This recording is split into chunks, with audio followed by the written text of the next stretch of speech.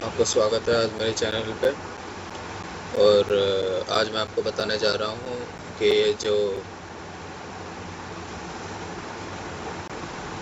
अधर्मी लोग जो भगवान शिव के शिवलिंग के बारे में अनाप शनाप बका करते हैं, तो क्या क्या इसकी वास्तविकता में सच्चाई है? वैसे तो ये आपको खुद भी होना चाहिए कि इस तरीके से हो ही नहीं सकता। ये सनातन के लोग किस तरीके से बहकावे में आ जाते हैं, उन्हें खुद भी समझना चाहिए। लेकिन फिर भी मैं इसे प्रमाणित करने के लिए आपके पास से कुछ प्रमाण देने जा रहा हूँ। आगे से कोई भी ऐसा धर्मी बोले तो उसे आप यहाँ से उत्तर दे सकते हैं। देखिए, सबसे पहले तो आज मैं ये से शिव पुराण से ले के जाता हूँ और समझाता हूँ कि शिव पुराण को पढ़ना कैसे है और क्या क्या इसमें होते हैं, किस हिसाब से पढ़ा जाता है। क्योंकि बहुत सारे हमारे भाइयों को यही नहीं पता कि शिव पुराण पढ़ी कैसे जाती है। तो कोई भी पुराण पढ़ने के लिए उसमें अलग अलग, जैसे अभी हम शिव पुराण है तो इसमें पहला अध्याय, दूसरा अध्याय, इस तरीके से इसमें कर करके ये 25 अध्याय दे रखे हैं। तो 25 अध्याय ये किस किस संहिता के अंतर है? ये है विद्वेश्वर संहिता के अंदर। तो उस शीर्षक के अनुसार जैसे हम किताबें पढ़ते हैं उस अनुक्रम को हम देख सकते हैं।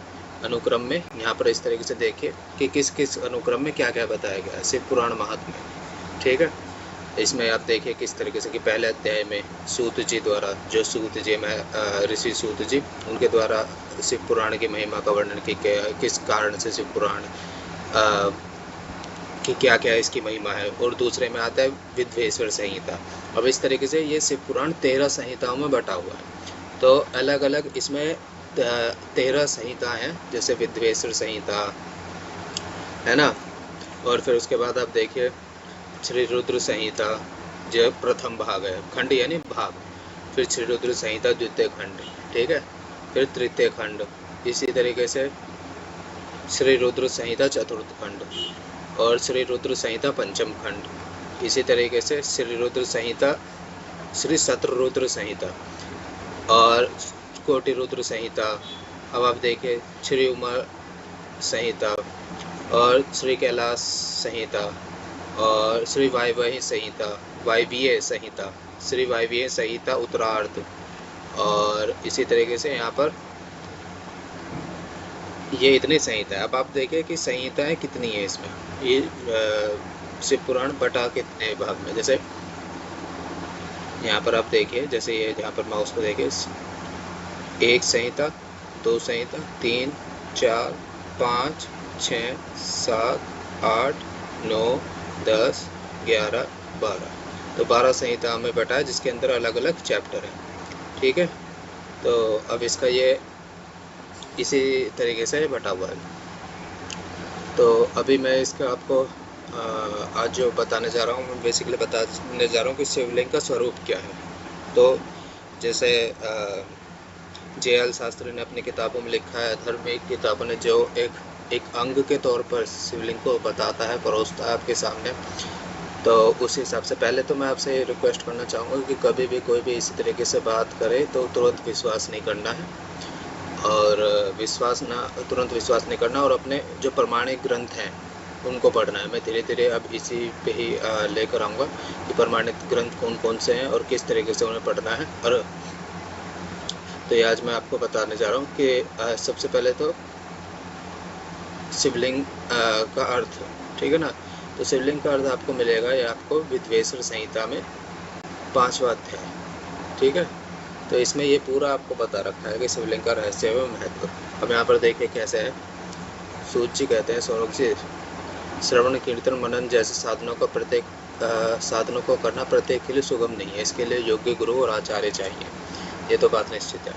गुरुमुख से सुनी वाणी मन की आकांक्षाओं को दग्ध करते, गुरुमुख से सुने शिव तत्व के द्वारा शिव के स्वरूप और दर्शन और गुणनाद में रस अनुभूति होती है, तभी भक्त कीर्तन कर पाता है। यदि ऐसा कर पाना संभव ना हो तो मोक्षार्थी को चाहिए कि वह भगवान शंकर के लिए लिंग एवं मूर्ति की स्थापना करके रोज उनकी पूजा करे।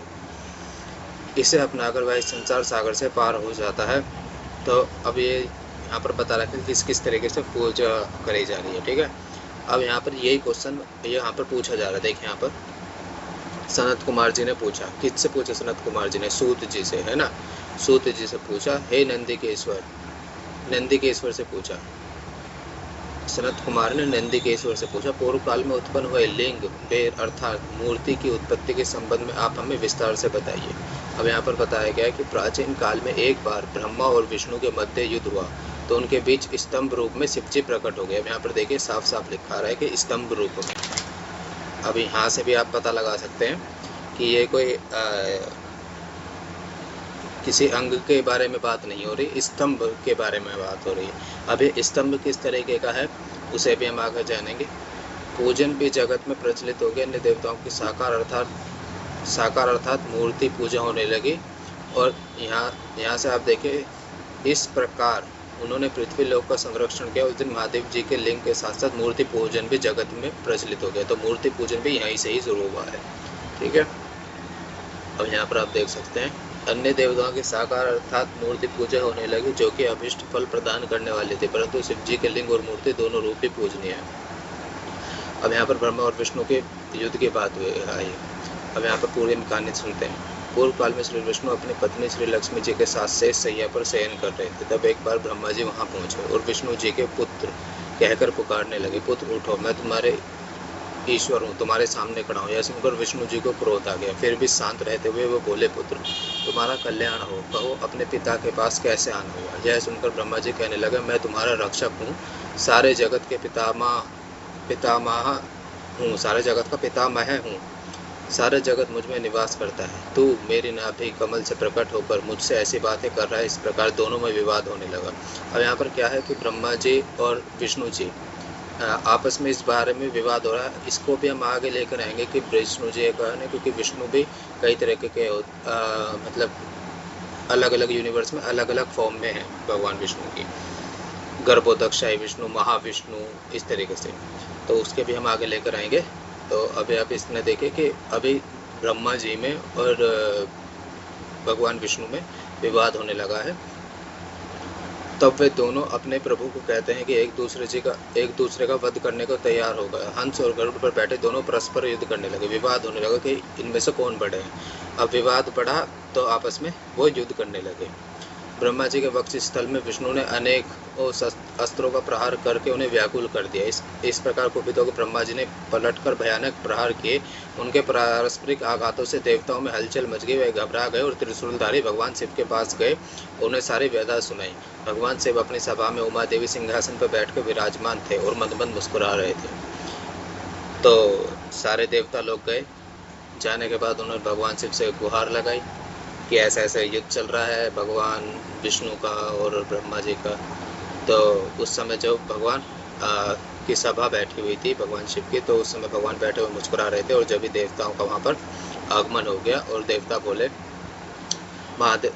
देवता ने वहाँ पर उनसे महादेव जी से गुहार लगी, तो महादेव बोले, मैं जानता हूँ कि तुम ब्रह्मा और विष्णु के परस्पर युद्ध से बहुत दुखी हो, तुम डरो मत, मैं अपने गणों के साथ तुम्हारे साथ चलता हूँ। तो भगवान शिव अपने नंदी पर आरूढ़ हो देवताओं के सहित युद्ध स्थल की ओर चल दिए।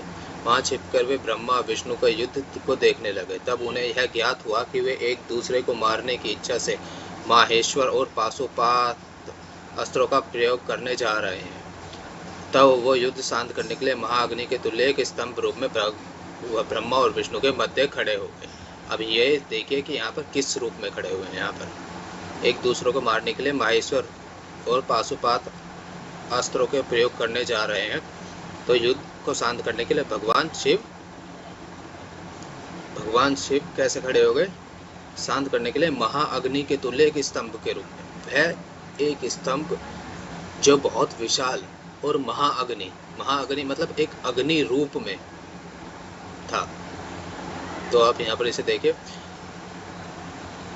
और महाअग्नि के प्रकट होते ही वो जो दोनों अस्त्र थे वो स्वयं शांत हो गए। और आप ये भी कह सकते हैं कि हो सकता है वो शांत हो गए और उन्हीं में ही समा गए, यानी भगवान शिव में समा गए। अस्त्रों के शांत होते देखकर ब्रह्मा विष्णु दोनों कहने लगे, इस अग्नि स्वरूप स्तंभ के बारे में जानकारी करनी चाहिए। दोनों फिर उन्होंने उसकी जानकारी करने के पड़ेगी, अग्नि स्वरूप स्तंभ है कैसा, किसका है ये, क्या है ये आखिर। तो ऐसा होती है ना इच्छा। दोनों ने उसकी परीक्षा लेने का निर्णय लेकर भगवान विष्णु ने सूकर रूप धारण किया और उसको देखने के लिए नीचे धरती में चले गए।